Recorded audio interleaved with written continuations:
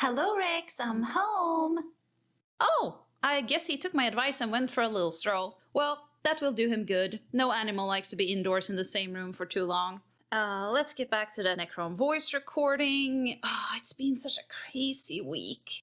Hello again, my dear adepts. I'm sorry I had to take some time off. My dear friend Megos Eliax got herself into trouble. But no worries, she's fine and recovering at the moment. She needed some vacation anyway, so I sent her off to a little... What was the name the Terrans called it? A retreat? I saw pictures of it online and it looks really adorable. A little cabin in the woods with other stressed out disciples of the Omnissiah. You meditate, make flower crowns, chanting, and then they have this weird thing where they dance around some kind of midsommarstång. And there's also something about a bear? Well, anyway, she will be having a great week there. Me and Engineer Therox will be taking care of all the practical stuff when she's gone. She did destroy, not on purpose of course, quite a lot of glassware and tubes in the bar, so I gotta work some extra shifts to cover that for her. Let's continue where we left off last week. The Necron deck, part 2, I guess? I just want to point out that I'm a massive Cryptek fan, and they are for sure my favorite units in the Necron Society. That is also why I like to go into the depth of their teaching and their conclaves. For this video, I think we're just gonna touch the surface of my Cryptek obsession. Chronomancer, the Cryptek who can bend time to their will and use it in battle for their advantage. Or the enemy's disadvantage. I'm going to describe them as somewhat of a time wizard of the Necron Crypteks. Because of their advantage of knowing the future, this Cryptek will give you the opportunity to draw more cards for a small sacrifice. The Psychomancer, the Cryptek who will mess up your mind. They do mind tricks to their enemies, but they can also use the shadows to wrap up their allies and transport them to another location. If you are familiar with Psykers in the 40k world, these specific Crypteks do resemble them a tiny bit, but they do not use the Void or Chaos. In card form, this Cryptek reminds me a lot about Magic the Gathering's Blood Artist, but this one is for artifacts. The next one is the Cryptek. I think it's odd that Wizards of the Coast just decided to name this one creature Cryptek, because both the Psychomancer and the Chronomancer are also Crypteks. But whatever Wizards of the Coast were inhaling that day, I'm gonna leave that unsaid. So this specific one is more of a resurrector and does have perfect energy with one of the other Crypteks. So that is why I still want him here on the list. The only setback with this little guy is the fact that he needs to be untapped to activate his ability, so you can only use him once every turn. Unless you have a card that you can make him untapped after you use him, I guess.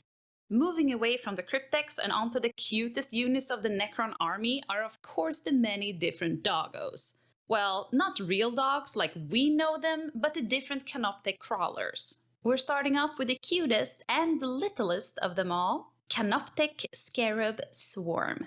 They are Necrons all-in-one pet, personal cleaner, taser bug, and memory storage unit. There is nothing a little scarab cannot do. As a card, they have flying and seems to be a very expensive for a 1/1 insect artifact, but don't let that fool you. When it ETBs, enters the battlefield, you get to exile a target player's graveyard. And for each artifact or land card that is exiled this way, you get to spawn a 1/1 Scarab token. In late game, when all of your opponents have very filled graveyards, this card is extra unkind to them and you will get great value when using it. This card can disrupt so much for that one unlucky opponent. Say goodbye to your graveyard and suddenly this monstrous swarm of scarabs appear. And they all have flying. Nice.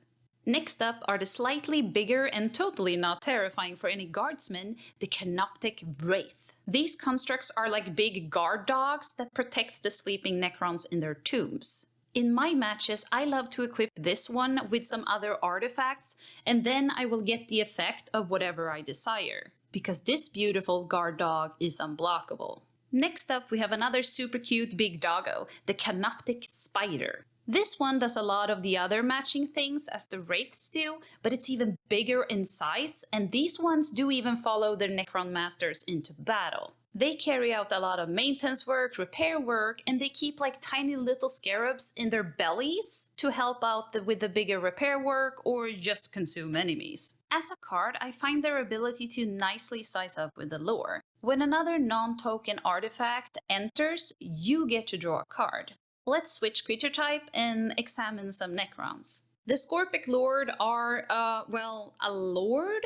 In Magic the Gathering, a lord are someone who will boost the chosen type of a creature. But in the Necron lore, they are famous for being driven to obsessive slaughter and have advanced to be the perfect killing machine. And this card have this effect as well. The Scorpic Lord will give +1 and menace to all your other artifact creatures. For you who feels that the Scorpic Lord was ferocious, do I have some bad news for you. There is also the Locust Heavy Destroyer. They are so bloodthirsty that even Cyrekh, the Silent King, feels sorry for the lack of former Necron to yourself. Therefore, they are shunned from any tomb world they awaken in. They do not care about borders, honors, or dynasties. They are purely slaughter machines that hates all organic life. If you are being deployed in battle, you may sadly still come across these diabolical beings. There are Nemesaurs, Lords, and even Crypteks that utilize their services.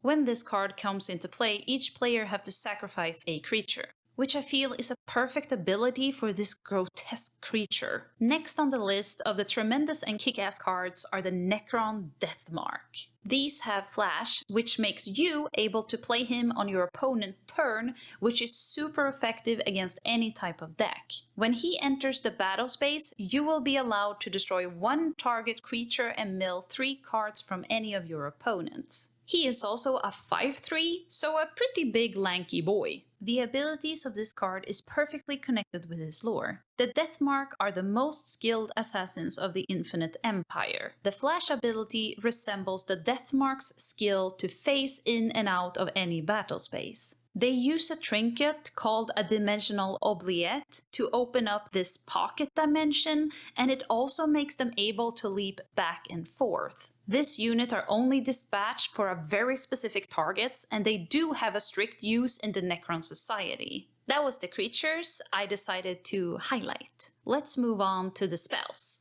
Mutilate is a fantastic spell, and I'm pleased that it got a reprint into this deck. To -1/-1 the entire field are a fantastic ability, but it is a bit of a shame to destroy all your other creatures. One I really love is the spell Their Name is Death. Instead of target the entire board, it will leave your artifacts alive and safe. I would say the only downside are if you're confronted by an opponent that also plays artifacts. We also have a tasty one named Beacon of Beacon of Unrest. It's a reprint, but it both have a very nice new card design, and our favorite kleptomaniac of Solemn Nays are mentioned on the card's flavor text.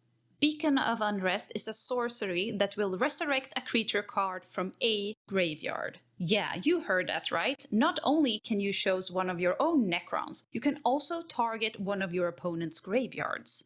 Lore-wise, it for sure sounds like a Trazyn card. Plunder some graves, put it on your side of the field, aka Trazyn steals your stuffs and add it to his library on Solemn Nays. This card does not even go to the graveyard after you played it. Oh no, it goes back into your deck library, so you can play it again and again and again. I read this one as another of Overlord Trazyn's effect in the lore, because he's almost impossible to kill. He can jump to a different Necron body and melt it into his own appearance if he desires. Or he can just stay in another Necron body and pretend to be that Necron for spying or getting himself out of a bad situation. He always retains a couple of surrogate bodies on standby just in case. If you want a spell that will play fantastically in late game of your match, Their Number is Legion is the card for you. This card will be great when you have a lot of mana rocks, artifacts that will give you mana, or you have a lot of unspent mana. The first effect are that you get to create Necron boys depending on how much mana you chose the X cost to be. If you choose to play a mono black deck, you will soon realize that most of the time you will be lacking life gain and you will probably pay a lot of cards that will lower your life while giving you certain privileges. This second ability will help you out in this regard. After all those boys have been created, you will gain life equal to the number of artifacts you control. Yes, you heard that right, not only artifact creatures. That also includes those mana rocks and other goodies you have. This card can also be cast from a graveyard, so keep that in mind if it gets discarded earlier in the match. Time for my favorite spell of this entire deck. Living Death. Another reprint, but oh boy, this card is so nasty, I do feel a bit sorry for my opponent when I play it. You really think I feel sorry for my opponent? Not a chance. I enjoy this card so much, I want to include it in all my decks if I could. This card would either make you the most hated player in the pod, or you will gain the respect from your fellow salty players. It's a board wipe, and it also resurrects cards in all graveyards onto the battle space. So keep in mind what your opponents have in their graveyards as well. There are two really nice enchantments that I feel needs a lot of love in this deck. Biotransference will be just as the real biotransference, it will make all of your creatures into artifacts. Remember, this also includes your graveyard, exile, deck, and in your hand. Whenever you cast an artifact spell, you will be forced to pay 1 life, but create a Necron warrior boy. This can trigger multiple times, so if you have a bunch of cheaper artifact spells, you will quickly get a nice little silver army. I do really love that it costs 1 life, but you're rewarded with a Necron warrior. I feel it really hits home lore-wise with the biotransference and sacrifice your soul, but you get turned into an immortal Necron. The most iconic card of this deck are for sure the War in Heaven. It's actually a saga, so it will take 3 rounds for it to resolve, and it is quite expensive in mana cost, but it's been a great benefit in all my matches. If you can resolve it all the way to the end, you will for sure get the upper hand. Lore-wise, the first lore counter starts with draw 3 cards and lose 3 life, which I interpret as the time when the Necron tier made a deal with the Catan and walked into the furnaces to get biotransference. Not every Necron tier walked into the furnaces willingly, most had little to no choice in the matter. Some died on their way to the furnaces because of sickness or even starvation. Most of the food production had already been stopped. In some dynasties it was the nobles who went in first, in other dynasties it was the lower class and the poor.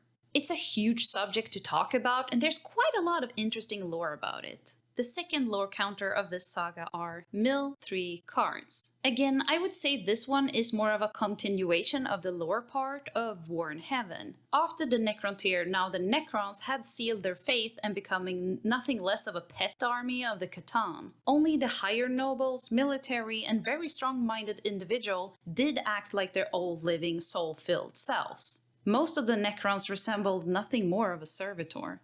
The Silent King Cyrekh did not realize the betrayal of the Catans before it was too late, but he did promise to seek revenge against them when the time was right. You may say what you want about Cyrekh. Again, he's no king of mine, but he was clever enough to wait for the time to strike against the Catans.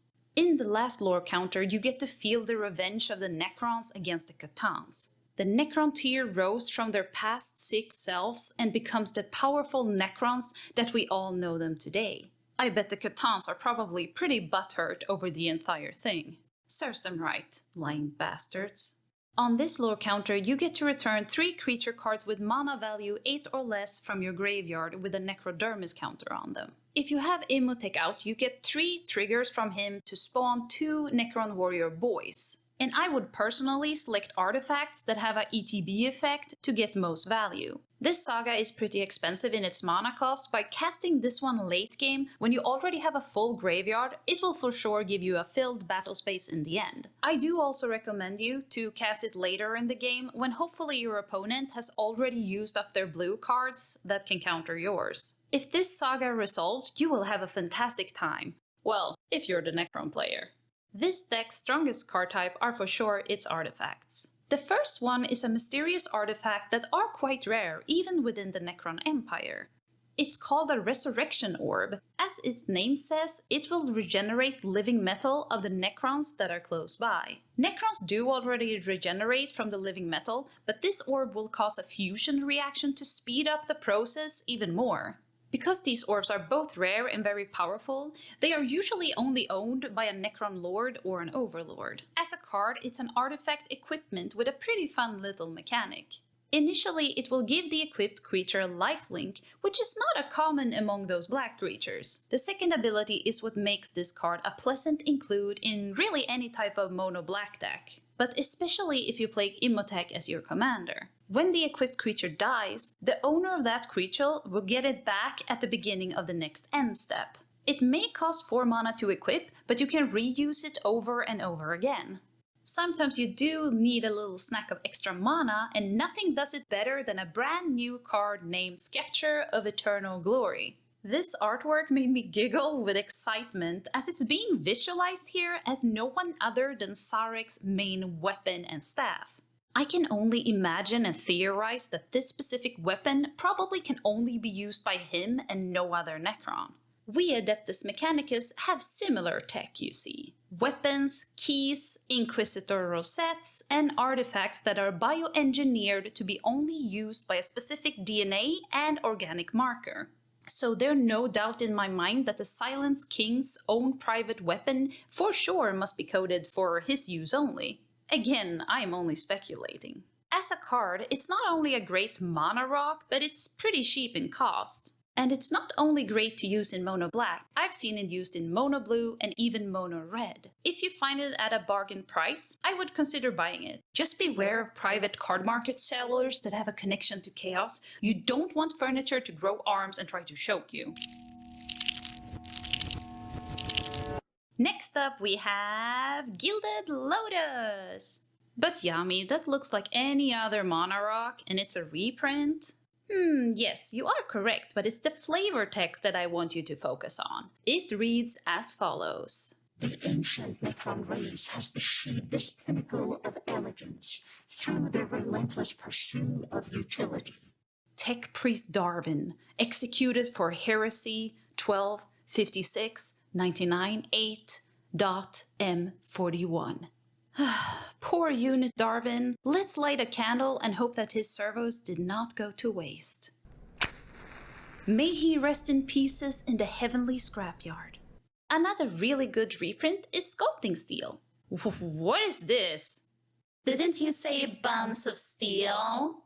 No, I said Sculpting Steel. Now I will never get that picture out of my head anytime I read that card. Sculpting Steel, a fantastic reprint that fits into any type of artifact deck. When it ETBs, you can make a copy of any other artifact on the battlefield. Kick ass if you want to copy your own stuff, right? Yes, but wait, there is more. It says any artifact on the battlefield. Let's say your opponent have something really nice that you like. Yes, my adepts. You can simply copy their thing and make it yours. Don't be too greedy though, you have to remember the legendary rule when you play this artifact. It goes as follows. If 2 or more legendary permanents with the same name are controlled by the same player, that player chooses one of them and the rest are put into the owner's graveyards. I must confess, I've done this mistake several times, and even that I've installed this ruling on my OS, it just seems to get overruled by some form of greed. For the lore of Sculpting Steel, I think it kinda explains itself. Necrodermis, or living metal as it's often are called, are able to make any form it needs to. Please don't tell this to the filth of the Dark Mechanicum. They will probably use living metal to fill their vulgar cravings. The last one I want to talk about are Wayfarer's Bauble. The card itself have been reprinted in a lot of Commander products, so it's nothing new. But if a card have my blue boy Andrakir on it, you can bet your cute little mechanical butt I will include it. For 2 mana and a little tap, sacrifice Wayfarer's Bauble and search your deck for a basic land. Put onto the battlefield tapped and then shuffle your deck. Because of Andrakir's constant traveling and searching for tomb worlds, this card is lore-wise just 10 out of 10 cogs. In my mind, this bauble is some kind of Necron artifact, or maybe even a program that Andrakir uses to find the last known coordinates of a tomb world long time forgotten. The artwork from Ivan Dedov of Andrakir are just so beautiful. We rarely get brand new lands for a precon, but that is precisely what we got with Tomb Fortress. It will enter your battle space tapped and will add 1 black mana to your pool. It's the second ability I find really impressive, especially in late game when you have a bunch of extra mana. For any 2-color mana and 3 black mana, exile this card. Mill 4 cards from your deck. Then return a creature card from your graveyard to the battlefield. Activate only as a sorcery. This effect is not only great for your artifact creatures, but also your non-artifact creatures in your deck. Most of the times when I play this card, I focus on bringing back some of my non-Necron cards. Like my favorite old spooky man, Syr Konrad of the Grim. For some mysterious reasons, my opponents always wants to kill him off so fast. Syr Konrad are part of a little catalog of cards that are called Kill on Sight. Master, don't you think Wrex have been absent for a while now? Yeah, we have been recording for quite a lengthy time now, and I haven't still heard a beep from him. I'm getting concerned. Can you guys hold on while I check my Cyberhound tracking app? This is odd. According to the app, he should be in this building, but there seems to be somewhat of a disturbance. These wavelengths look so eerie. I have never seen anything like this before. Can he have... No, he never goes in there. But it's the only place I don't have vision on at the moment. Lukia, I'm gonna check up on my Xenos artifact attic. It is so weird because Wrex doesn't like that place. Some of you have sent me data slates test questioning me how I got Wrex in my possession. He sneaked away from his past Necron lord. He told me that he was nothing more than a housemate to him, constantly cleaning, never getting any cuddles. One late evening, I heard these really loud scratching resonating from inside of my office walls. In worst case scenario, I was expecting some Slanesh deranged cult member with 5 pairs of boobs to crawl out from my wall. But instead, there was this super cute little Scarab that meets my oculars with a beep. How can I not choose to keep him? Lukia, stay back while I unlock the hatch to the attic. You never know what's gonna fall out from it. Master, do you hear that sound? Yeah, it sounds like a mechanical whirl, like a fan going on high speed. Do you even have a fan in the attic? Maybe Wrex heard it and went up there to fix it or something? Let me turn on the lights for us. That is strange. The lights aren't working. Even stranger, I have gotten no warnings that something is malfunctioning up here. And there's no power outage in the rest of the forge. Lukia, I want you to wait here while I will go up and investigate. If something happens to me, I want you to go and warn the others, okay? Okay, Master. Please be careful. By the Omnissiah, it's so dark in here. Well, well, what do we have here? A lonely little Techpriest. Vad Oh, please, you know I would find you one day, misguided scholar of Mars. My kind does not take thievery easily. I have stolen nothing from you, Necron.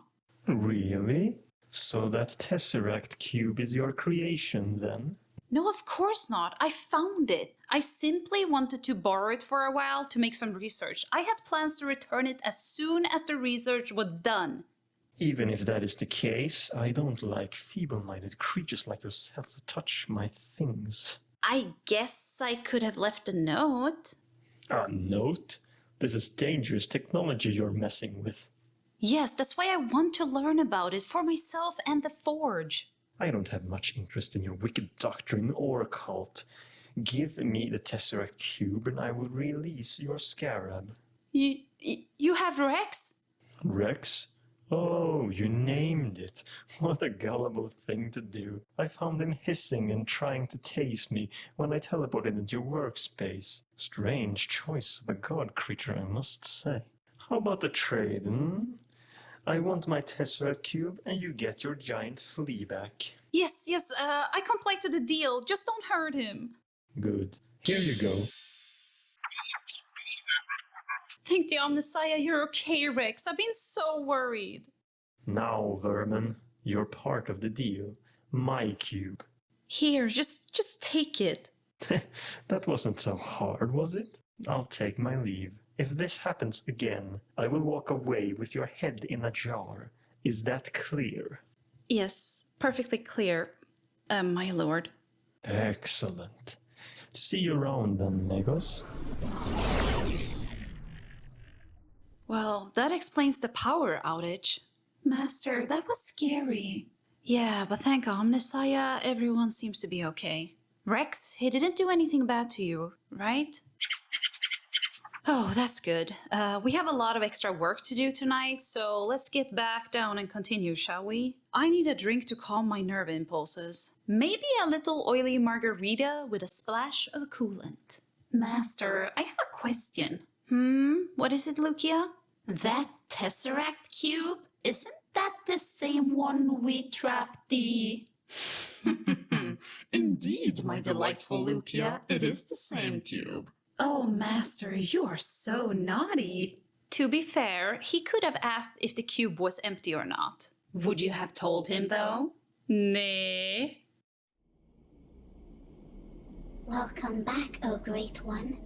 Ugh, I can't stand how those robed vermin live in such cramped spaces. Everything smells of putrid flesh, oil, and something I can't even put words on.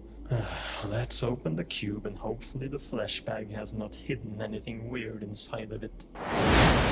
What the fucking Cathan is this?